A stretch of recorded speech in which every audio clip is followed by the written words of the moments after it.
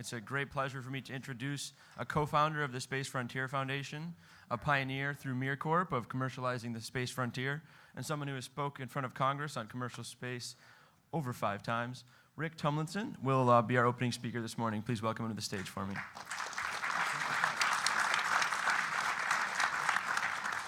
Welcome to the revolution. You know, there are 3 books I haven't written yet.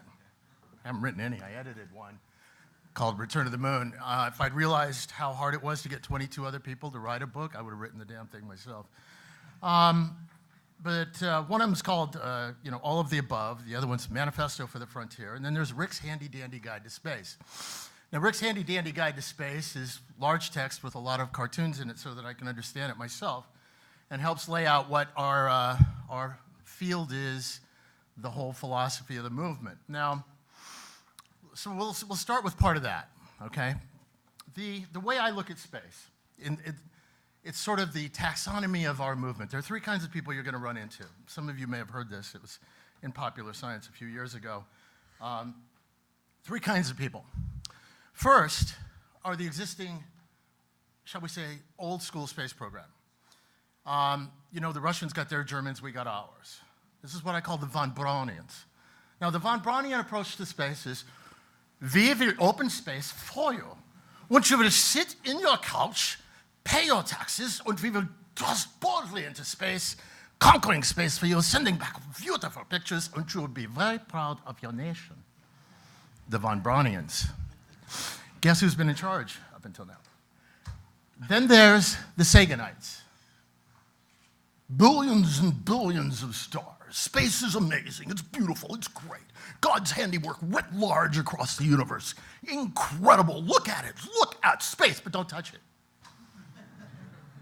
JPL, the astronomers, people like that. People who want to send toasters into space. Robots, I'm sorry, not toasters. Get it right, Rick. Then there's a third group. Oh, by the way, I like Sagan. I love the astronomers. Bob Zubrin and I went to bat to keep a little thing up called Hubble in space a while back. We put aside our differences, perceived differences. We'll talk about that in a moment. Then there's the third group, the O'Neillians. Now, I'm biased. I worked for Dr. O'Neill in Princeton. Jerry O'Neill didn't have a funny voice. He did, however, have a Beatle haircut until we lost him, which, whatever. But he was an amazing man. And what he said was, take your tools and your imagination, move forward into space, use the resources of space and free enterprise, and expand civilization beyond the Earth. The O'Neillians. Remember this taxonomy as we move through the presentation. Now, a couple of things happened, and I'm going to try to do this fairly quick. You're going to let me know? Oh, good. Thank you. What happened in the beginning of our space program was the von Braunians were in charge. They built Das Rocket, a very large rocket that took us to the moon, the first HLV, the first heavy lift vehicle. You can see them now because the government and the taxpayers, Nixon got tired of them, and they are now ornaments, hood ornaments at the opening gates of some of our space centers. Now, moving on through history, though, something interesting happened in the 70s. Interesting period of time, and I want you to think about this for a second. In the 70s, we were engaged in foreign wars. We had an amazing youth movement and an environmental movement at the same time, and in the future, very near future, you were going to be able to go in space because there was a vehicle, the second government heavy lift vehicle, called the Space Shuttle, coming down the pike that was going to fly 50 times a year. So you, the youth of America, had the exciting possibility of going into space yourself. It was called the Space Shuttle. And during that period of time, the first awakenings of the space movement were born. Jerry O'Neill brought together people under Space Studies Institute, a whole group of people, from Charles Schaefer, who was the first person to put private citizens in space, although they were dead and burned in little urns like this, but they were private citizens, to Peter Diamandis, myself. A whole bunch of us grew up around there. We used to call ourselves Jerry's kids. Then an organization was formed at that time called the L5 Society. The deputy administrator of NASA and the head of George Washington space policy were both members of that. Their goal was the colonization of space. Their mantra was L5 by 95. I submit we're in that same period again right now. Space is going to be opening. You've seen a lot of young people here in the foundation. They believe they're going to get to go, except this time it's NewSpace, the engine of space that's going to get us there. So we had the second HLV, which is being retired soon. And I would submit that that's a good thing. And if we had continued to go down the von Braunian path, we would repeat what we did before, which was go to the moon and leave some wonderful footsteps.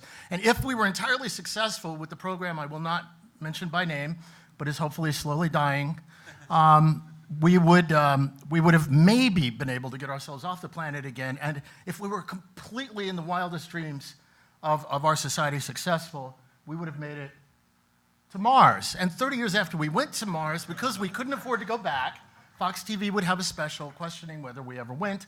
And for the same reasons that the generation today questions, why didn't we go to the moon? Because it would have made sense if we were there. Why didn't we stay? So, why didn't that happen? Because I believe we didn't have the correct partnership the first times around. Now we're moving towards it. Thanks to President Obama, the new administration at NASA, we have the chance to create the correct partnership. Now, second thing out of Rick's handy-dandy guide to space. I believe the Earth is the center of an expanding bubble of human civilization that is moving outward. The outside edge of that bubble is the moon. Human beings have actually stepped upon the moon. The bubble is moving outward. The outside of that bubble I call the far frontier. The inside of that bubble I call the near frontier. Today's government, Lewis and Clark's, being NASA, I believe their appropriate role is to explore the far frontier, although occasionally you might have societies, as in the old days, National Geographic type societies. In other words, people pool their hard-earned money, and the value returned, the profit, is cultural profit. It is scientific profit. It is inspirational profit. The closer you get from the moon in, the more sense a business plan makes, interestingly. You get all the way down to Earth, and there you go. So that's my belief. As a great man once said, 100 miles up and you're halfway to anywhere. That is the next level, I believe, of the near frontier, where the settlers and shopkeepers, the private sector, can begin to engage in this new partnership with our government to send them off into space. I don't believe the NASA astronauts' jobs begin on Earth. Okay, I believe they used to begin on Earth. NASA now begins its job in LEO. And just like many NASA employees take commercial transportation to get to NASA space centers and astronauts, et cetera, although they love those little jets because that's really cool, and if you could do that, that would be great. But let's say they actually had to follow the rules of the road with the rest of us, they would be flying Southwest or American, and under a stringent administration, not even first class, definitely Southwest, to the Space Center and flying from there. Well, I believe that they've done that, been there, done that, as the president said about the moon, and we'll get to in a moment. So you start in orbit. Their job starts in orbit, commercial transportation to orbit. That saves them a lot of money, and they can spend their time looking ahead into great things in space. I believe in orbit we have to develop industrial orbital infrastructure. This is where the partnership really begins to kick in. The taxpayer dollars going into our current program can be leveraged into the private sector, creating a new industry which can support an orbital infrastructure, which can support the development of ports, which, much like Europe, which had a successful conquest of this quote-unquote new world because they had industrial infrastructure and coastal infrastructure up and down their coast before they came across. By the way, the Vikings, they came over and they couldn't handle it. Some people say it was due to an ice age. I had one guy tell me it's because the Native Americans scared them off, and I pointed out that these were freaking Vikings. The Skraelings didn't run them off, okay? Why did they fall apart? Well, there was a combination of things, but mainly because they didn't have an industrial infrastructure.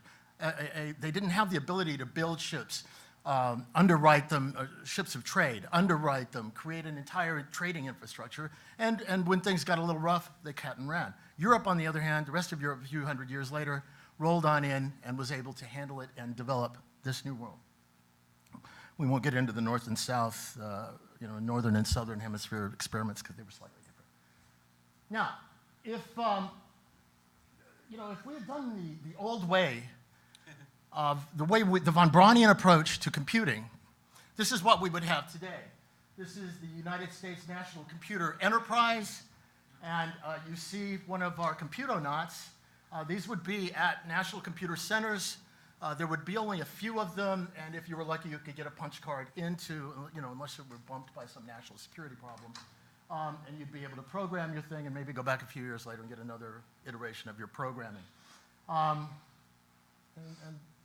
That's interesting because that's about the age of most of the guys defending the current space program. Anyway, and I love them all, and we stand on their shoulders. So what we have in the development of orbital infrastructure is the O'Neillians. Some of the first shots were fired by Deke Slayton and others back in the last century. They did a great job of inspiring a lot of us. But then two or three shots were fired at once. MirCorp, that was our little experiment. My great-grandfather died in the Alamo, so my family's not really good at winning. And so we lost this one. It's like the Monty Python. We built a castle and it burned down, and then we built another one and it burned. But what we did show was that there was potential real estate that, quote-unquote, normal people could go up and do something. We created a terrestrial lease, and at the end, because our technology wasn't coming through and we had to pay the rent, we actually showed that a rich guy might be willing to pay a few $1 million to go into space. The word was 20, he actually paid 15, 16 roughly. But it showed that a rich person could do it, and there might be a business plan there. Some demographic could afford it. The second shot of the revolution, which was actually louder and heard much more widely, was done by the X Prize. And I was privileged to be a founding trustee, but Peter Diamandis got out there and showed us all what could happen, and it was an amazing feat. The X Prize showed that for a few minutes of time, because there was some guy in the audience named Richard Branson, that people would pay a few $100,000. There was a real business plan and kicked off the real beginning of a lot of what you see today. Well, that was followed, there was Richard Branson. As you know, these things were in testing. I don't have to tell too much detail to this audience. Then there's Jeff Bezos of Amazon. Then there's X-Corp. What I love is 1,000 Flowers. I think that was Mao, God forbid. But anyway, the point is, each one of these vehicles is so different. The technologies are different. The teams are different. The model is different. It's an amazing experimental period in opening the frontier. Armadillo, Maston, straight up, straight down approach. Then we have this wonderful creature, SpaceX. Very interesting with SpaceX, going to orbit, and OSC in the same category, and Sierra Nevada also, I think, is heading in that direction. Leaping over suborbital and going straight to orbit. Very interesting approach. We have this beautiful thing, the SpaceX Dragon capsule, which hopefully will survive, as will Boeing and the other approaches, so that they'll, what I call Orion's noose, will not strangle them, and they will survive to actually show ways of getting back and forth with passengers. And we're going to get into that conversation in a little while. Other smarter people than I will have that conversation. Now, what's interesting is I talked about something back in the 90s in front of the house. I called it Alpha Town. Alpha Town was the beginning of a community in space. I think Jim Muncie called it the string of pearls. The idea being that is you create multiple buildings in the orbital street, and then UPS can lower the cost to everybody for delivering up and down the street. That's what I believe we are seeing. This is the Bigelow space station. I think that's where we're going. Now, what's interesting is once we get this orbital industrial infrastructure built, and we get volume, people going to and from, payloads going to and from. Remember, these are not single-use vehicles like the shuttle and the Saturn V. When there's open seats on these private vehicles, they can be sold to private companies, private passengers, private tourists, private researchers, or whatever. When there's extra volume available in these other houses down the street in Alpha Town, they can also be used for private passengers, private researchers, private guests, etc.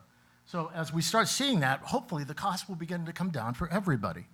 That's what I think we are starting to see in the new administration, and I'm very, very excited about it, as I am about this entire morning that's going to be following.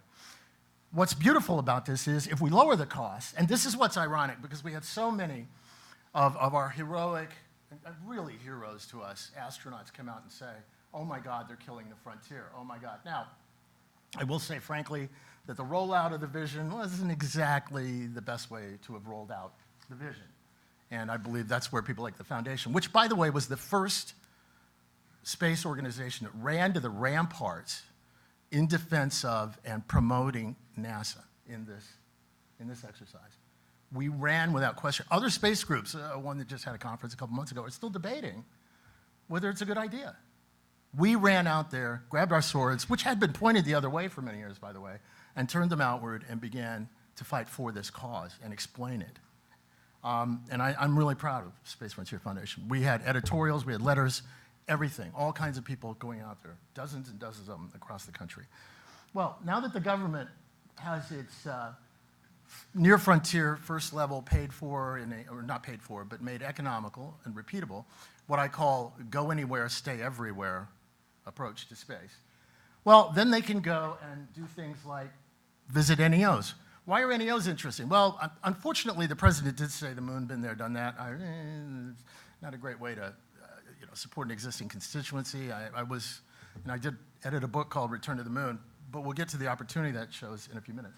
But what's exciting about this mission, an NEO mission, is, well, that can kill taxpayers. That can hurt. Yeah, it's eat or be eaten, okay? And so that's kind of exciting. And we can take our new Lewis and Clarks, Bruce Willis's with government pay grades, put them in spacecraft from LEO and start them out and send them on missions in an Orion space-to-space vehicle, because I don't believe it should return to the Earth. And they can go out and save the planet. I think that's a great idea. Why? Right now, it really doesn't fit into a business plan. It's the role of government to go do these kind of things. Protect us. If they'd done so well with oil wells, we would never mind. But then they can go to Mars. Again, doesn't really fit into a business plan. I can't wait to see the first shot from the first astronaut to look across the Val Marineris and hear what she says as she's describing it to us. I want to see that happen. That's exciting stuff. I support that. I would pay tax dollars for that as long as I knew the other stuff was going on that I could privately take my money and go invest in and do that kind of thing. That's very exciting. That's far frontier stuff. That's what NASA should do. And that's why the astronauts should be excited. They don't have to drive trucks anymore. They don't have to build buildings anymore. That's private sector stuff. That's boring. It's not supposed to be really exciting unless you're buying a ticket yourself to go. But that's not supposed to be exciting. That's just routine. This is what I want astronauts to do. This is why the astronaut corps should be really excited. Okay? So next time you run into one of them at a Comic-Con, picture signing, say, guys, hey, this is what's coming. So the new frontier is going to be out there, and it's an exciting future we have ahead of us. By the way, yeah, been there, done that. The government has. Why? Lewis and Clark. They've been there. They've done that. I understand that. The only real rationale for going to the moon right now, the real ones, and we'll talk about this in a separate session, are really, there's some scientific, strategic ideas for going to the moon.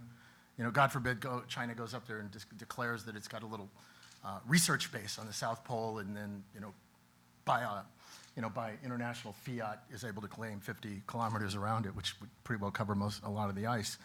But the private sector now has an opportunity, and I believe, especially right now, there's a lot of guilt points to be made with the administration. You go in and say, hey, I want a commercial ride, and I still need my data because, for the last 8 years, I've been researching things I could do on the moon. So give me a commercial ride to the moon, and off I go. So I'm all for the moon. This was from our company, Luna Corp, Radio Shack. We ended up, I can't believe I'm getting it. No, I don't know where it is. Anyway, okay. Oh, there it is. I think that was my wake up. Oh, yeah, sorry. Anyway, moving along. Radio Shack. We ended up not quite making it there, but we did shoot the first commercial in space on the space station.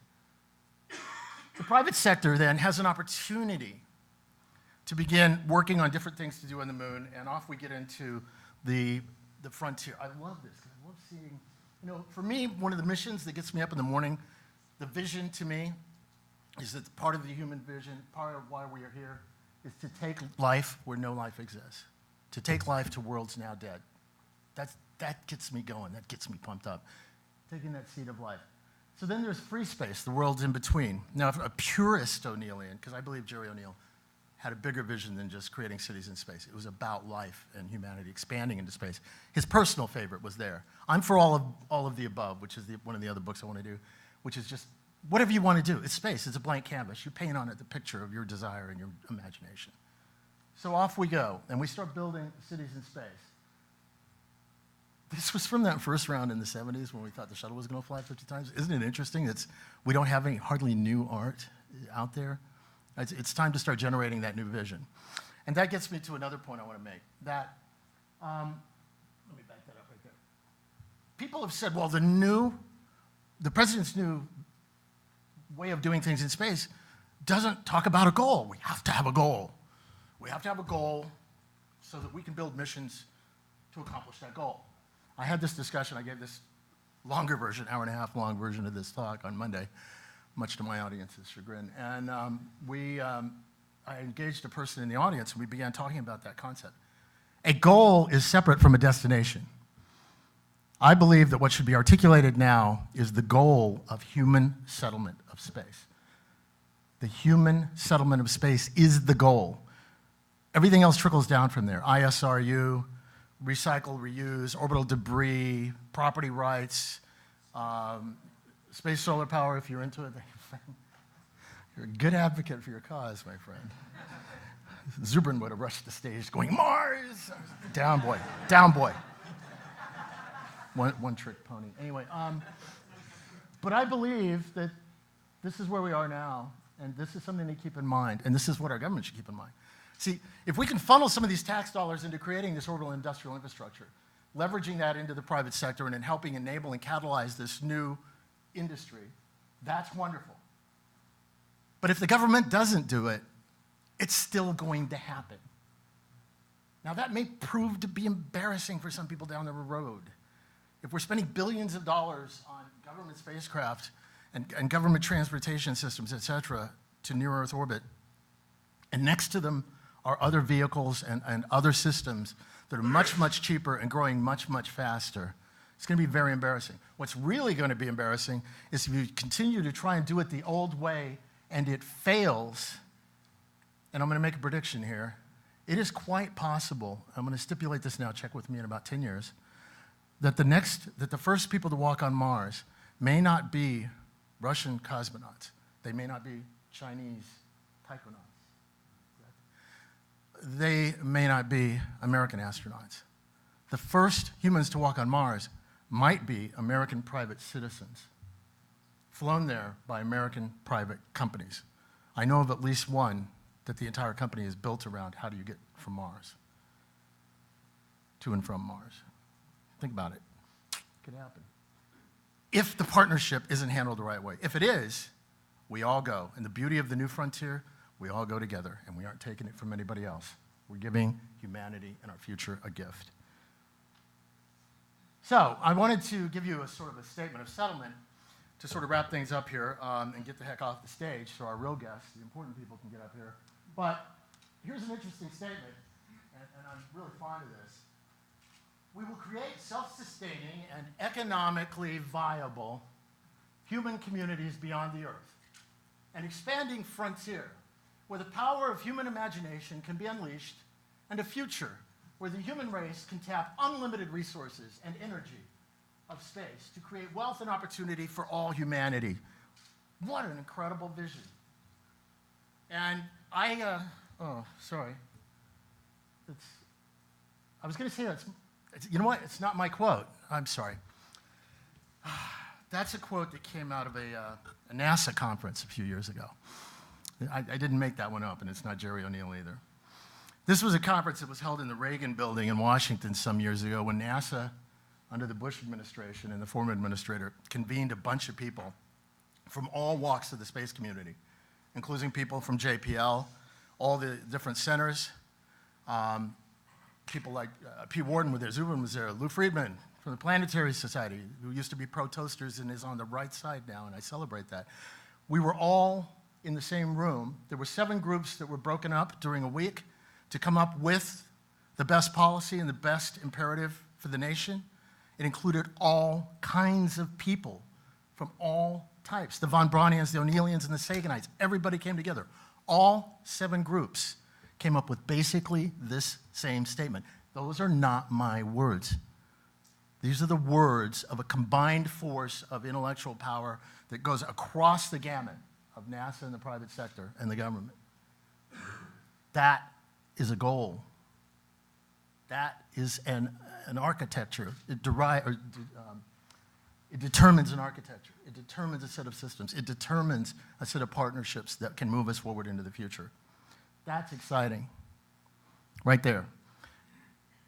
I don't know how many of you realize this too. For a couple of years, in the long, long ago, it was the law of the United States that the goal of this country was human settlement. It was introduced by a Democrat, Congressman Brown. It was the law of the United States. It was passed in Congress. It lasted a couple of years. Certain people didn't like the idea of having to report on their progress towards that goal at the time because it didn't fit the agenda. But I believe that it does now. And by the way, it was gotten rid of during the paperwork reduction period with Al Gore, which is interesting. That goal can be reinstated. That goal will define the future. And I believe that some of our esteemed guests, some of our friends from NASA, and others share in their hearts that same goal. And I'm excited about this. We have an alliance right now. We have a triumvirate of, I hate to say this because since the movie came out, everybody uses it. It's a perfect storm.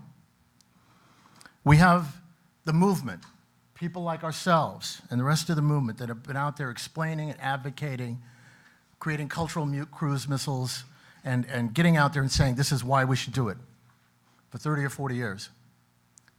We have, as we say in Texas, a group that have all come up together. And that group is working in two areas. Our friends who have moved up through the inside, who are now working from the inside out on making the dream possible. And we have those who are creating the existence proof on the outside that they can point to that it is possible. Those three elements make a movement. Those three elements make a revolution. I believe, folks, that we aren't at the end, and I believe this is a message we need to get out to the people of the world as we face the global environmental crises and things like that. We are not at the end. We are at the beginning.